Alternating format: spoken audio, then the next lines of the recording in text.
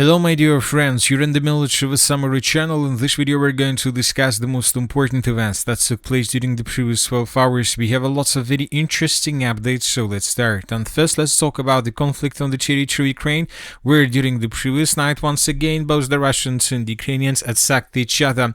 As for the Russians attacked the same cities and regions, the city of Kyiv and the Odesa region. The Russians started attacking these two territories probably 5 days ago, and they continue doing this. As for the Ukrainian side, the Ukrainians once again changed their directions. The Ukrainians were tasked to hit another oil refinery, but this time they were attacking oil refinery in the area of the settlement of Salavat. So let's discuss everything in details, and first let's talk about the Russian attack. During the previous 12 hours, according to the Minister of Defense of Ukraine, the Russians used 145 air vehicles. The Russians were using drones, as we can see, and the most important is that the Russians were using once again missiles of different types. The Russians were using modernized Iskander-M S-400 missile. The Russians were using Ha-59 missiles. And as we discussed just a minute ago, the Russians were attacking the city of Kyiv and the Russians were attacking the Odesa region. The Minister of Defense of the Russian Federation later provided us additional details about the situation with the attack. The Russians stated that as for the city of Kyiv, several enterprises were damaged by Russians. The Russians reported that 2 enterprises were damaged, and according to the Russians, these enterprises the Ukrainians were using to produce parts, components for the Neptune missile, for FP7 guided missiles, for FP9 and Grom-2 operational tactical missiles. So one of the most important enterprises, as we can see, the Russians managed to damage during the overnight attack. And we have a video, and this is the video, not this one, but this is the video that was published by pro-Ukrainian sources this morning, and here we can see at least 8 strikes, 8 attacks with S-400 ballistic missiles. So this is Iskander-M S-400 ballistic missile, and here we have lots of moments, lots of explosions taking place through the city. The Ukrainians, according to different sources, were trying to intercept them, but it seems that the Ukrainians haven't managed to intercept even a single one. So this is the video with strikes, and later we start receiving first pictures and first updates about the territories that were attacked by Russians, and we have this picture where we can see this building, and according to information we have, a school damaged by a shock wave in Kyiv. So the Russians didn't attack this building itself, but they attacked something nearby, and then there was a shock wave that damaged this building.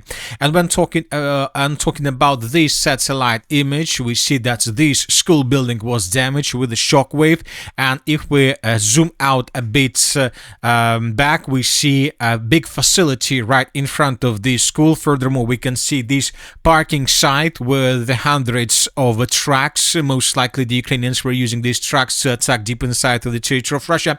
And furthermore, according to the Minister of Defense of the Russian Federation report, they attacked the facility that prepared some components for drones, that the Ukrainians used to attack deep inside of the territory of Russia.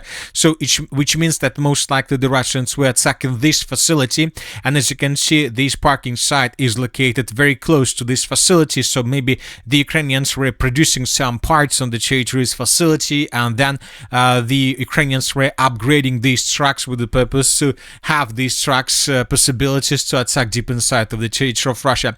So which means that most likely during the overnight attack using ballistic Iskander-M S-400 missiles, the Russians attacked this object of military infrastructure, and most likely this object of military infrastructure was completely wiped out by the Russians. Now let's move further. The next target that the Russians attacked during the overnight attack is the Odesa region. As you can see, we have lots of icons from this area, and the thing is that the Russians struck lots of facilities and lots of buildings in this area. The Ministry of Defense of the Russian Federation reported that during the overnight attack, the Russians attacked the Yuzhny port, port infrastructure facilities used for unloading fuel and lubricants, and 7 fuel and lubricant storage tanks it's intended for the Ukrainian armed forces. Additionally, a bulk carrier delivering military cargo was damaged during the unloading in the Yuzhny port's container terminal. A tanker was also damaged while en route from the port of Chernomorsk to the port of Odesa. And we have videos, lots of videos on this matter. For example, in this video we can see a bulk, we can see a vessel or a ship, cargo ship, somewhere offshore the city of Odesa, and we see a black smoke over this ship, which means that indeed this ship was damaged. Here we have probably the same vessel but from another angle that was damaged by the Russians during the overnight attack. Furthermore, we have additional pictures and videos of the yesterday's attack. If you remember, the Russians attacked the Odessa infrastructure yesterday as well, and as a result of attack, this facility was damaged. As for the attack on these days, the Russians destroyed 2 silos. A lot of facilities were damaged. Furthermore, as for the overnight attack, we have this fire. As we can see, some facility, export facility or export terminal was damaged. We have this video with a very big fire over some fuel tanks, and according to information we have, these fuel tanks were destroyed in this area because we have lots of videos and lots of updates from this territory, and one of the facilities was geolocated, and this is exactly the oil tanks that were destroyed by Russians. So as you can see, the Russians are mirroring Ukraine's attack that's been taking place since the 6th of July of 2026, when talking about the Sea of Azov and the oil terminals and oil infrastructure in this area. But as the president of the Russian Federation stated, the Russians will mirror attacks, and the Russian attacks would be much more powerful. Meantime, the president of Ukraine, Zelensky, is not on the territory of Ukraine. He's in France, and yesterday the president of Ukraine, Zelensky, had lots of meetings with representatives of the Western countries, and we have lots of very important updates. Ukraine will receive French Rafale fighters in 2028-2029. Also, according to the French president, Ukraine was granted license to produce SCALP cruise missiles, Aster 30 anti-aircraft missiles for some T-air defense systems, and AASM Hammer guided bombs. Furthermore, according to information we have, Zelensky called on allies to provide Ukraine with a winter package of Patriot missiles. The country needs to receive 100 missiles for Patriot complexes every month, a total of 300 missiles for the winter period. He made this call at a meeting of the coalition of willing. Another important thing is that yesterday the European countries, Ukraine and 9 European countries, announced the creation of an anti-ballistic coalition, and we see that currently Ukraine has huge problems with anti-ballistic missiles. Furthermore, members of the coalition of the willing will conduct exercises in countries neighboring Ukraine. And this is a very important situation because we believe that the Western countries were talking about Moldova. So this is a very important situation, which means that probably in coming days the coalition of willing will carry out a military exercises on the territory of Moldova, right in front of the area of the Odesa region that the Russians attack badly, damage badly almost every single day. And very likely that the coalition of willing will use the infrastructure of Moldova to intercept Russian missiles and drones. Because, for example, we receive a report that the European Union will provide 120 million to strengthen Moldova's air defense amid regional security concerns linked to Russia's war in Ukraine. So, most likely, due to the current situation and due to complete absence of any possibilities from the Ukrainian side to destroy Russian ballistic missiles, we can see this through the city of Odesa and through the city of Kyiv, and not just during the overnight attack, but probably since the end of the previous week. We believe that the Western countries came to the conclusion that it's time to introduce forces on the territory of Moldova to answer with the international contingent, and this contingent most likely will stay in Moldova for a very long period of time, and this contingent of the coalition of willing would try to secure the city of Odesa and the sky over the city of Odesa during the conflict with the Russian Federation. So this is probably the situation that we will see in coming days, weeks or months, and the question is how the Russians are going to respond to this situation, whether the Russians are going to do anything with this. Now let's move further and let's discuss the overnight attack that was carried out by the Ukrainians. The Ukrainians also attacked deep inside of the territory of Russia, and the overnight attack was one of the biggest attacks according to pro-Ukrainian sources. The Ukrainians used at least 410 drones to attack deep inside of the territory of Russia, and the Minister of Defense of the Russian Federation reported that during the night they destroyed lots of drones. In total, between 8 a.m. of the 13th of July and 8 a.m. of the 14th of July of 2026, the Russians destroyed more than 400 drones, and according to information we have, the Ukrainians were trying to attack deep inside of the territory of Russia, and the Ukrainians once again attacked the Azov Sea. As for the deep inside attack, long-range attack, the Russians were trying to attack the city of Salavat, more precisely the Salavat oil refinery, and this morning we received videos from this area where we can see that most likely the Ukrainians managed to break through Russia's layered air defense and to attack the Salavat oil refinery, and locals published lots of videos where we can see black smoke over the Salavat oil refinery. If you remember, the Ukrainians yesterday attacked were trying to attack most likely either the city of Moscow or the settlement of Yaroslavl, more precisely the Yaroslavl oil refinery, which is located to the north of the city of Moscow, but it seems that the Russians managed to repel this attack yesterday. If you remember, we discussed many videos published from the area of the settlement of Solnechnogorsk. We have parts of drones and missiles of air defense forces of Russia that fell down in the area of the settlement of Solnechnogorsk. That attack was repelled, but despite the fact that the attack was repelled, we see that lots of civilian facilities and civilian areas were damaged as a result of the overnight fight. During the 12th of July of 2026, the Ukrainians attacked in the direction of the Azov Sea, where explosions and attacks recorded through the settlement of Syzran, and the Ukrainians were attacking the Syzran oil refinery.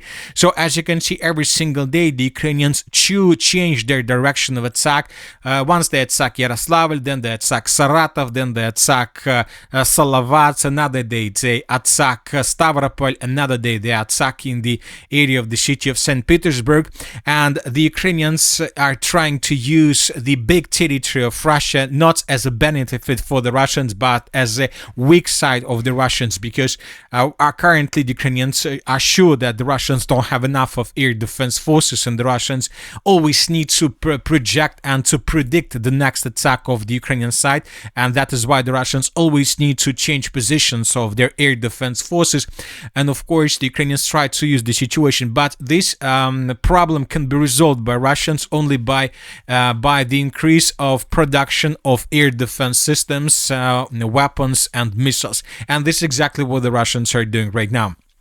And this is exactly what the Ukrainians are trying to achieve by signing all these agreements with the Western countries, with France, regarding air defense systems, regarding aircrafts, missiles, and so on.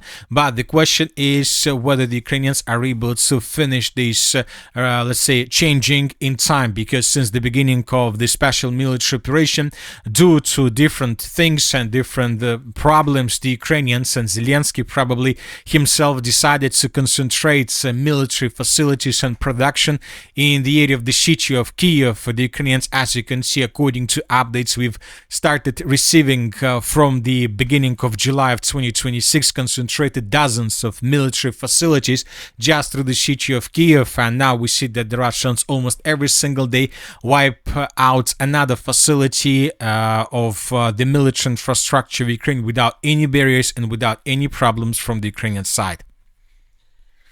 As for the Sea of Azov, during the nights, the Ukrainians also attack this area, but we see that the numbers of vessels damaged by the Ukrainians significantly dropped. During the previous days, we had numbers like 15 vessels, 14 vessels per night, but as of the previous night, according to information, we have just 8 vessels were damaged by the Ukrainian side. Either the Ukrainians are not able to carry out massive attacks in this area, or the Russians are about to be out of vessels in this territory because most of them were damaged or attacked by the armed forces of Ukraine. Now let's talk about the central part of Ukraine. The Russians attacked not just the city of Odesa and the city of Kyiv. Furthermore, the Russians continued attacking facilities, gas stations, and so on. As for the settlement of Pyatikhatki, this night we received a video where we can see at least 2 locomotives attacked and damaged by Russians. The settlement of Nadiivka, we have a gas station destroyed between the cities of Dnipro and Kryvyi Rog. This is the second gas station destroyed along this area. The settlement of Kamenskaya, a facility, was attacked by Russians, something like a warehouse or ammo depot. The settlement of Sinelnikova, another gas station, was destroyed, but this time through the eastern parts of the river of Dnipro, between the cities of Dnipro, Zaporizhzhia, and the territory along the line of combat contact. The northern directions, the Russians during the nights were attacking the city of Kharkiv. Lots of videos were published on this matter. A dozen of drones were attacking the city of Kharkiv. The southern direction facility was a barracks, and facilities were destroyed through the eastern parts of the Kharkiv region, right on the way towards the line of combat contact, which means that some barracks probably were destroyed by Russians, barracks that the Ukrainians were using to store munition or something like this.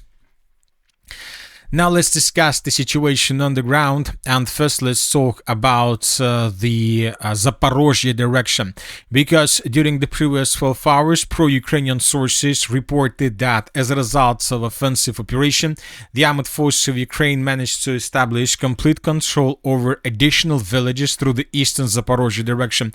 Today, the 425th separate storm regiment of the armed forces of Ukraine reported that as a result of the counter-offensive operation, the Ukrainians recaptured the villages of Zaporizhzhia, then Novogeorgievka, Vorona, Maliivka, Sichneve. So these territories were recaptured by the armed forces of Ukraine, and according to pro-Ukrainian sources, the Ukrainians continue their counter-offensive operation, and it seems that the Ukrainians are moving further in the direction of the village of Velika Novoselka.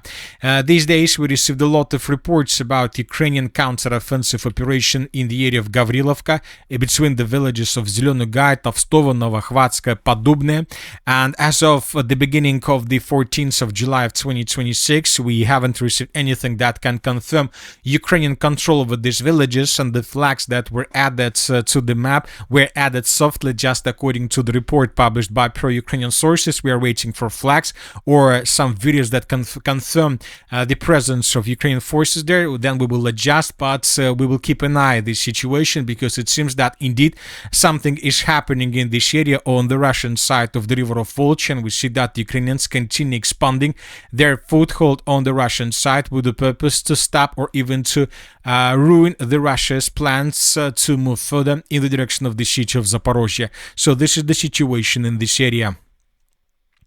Moving further, the Dobropolye direction, small changes were recorded in the area of the settlement of Belitska.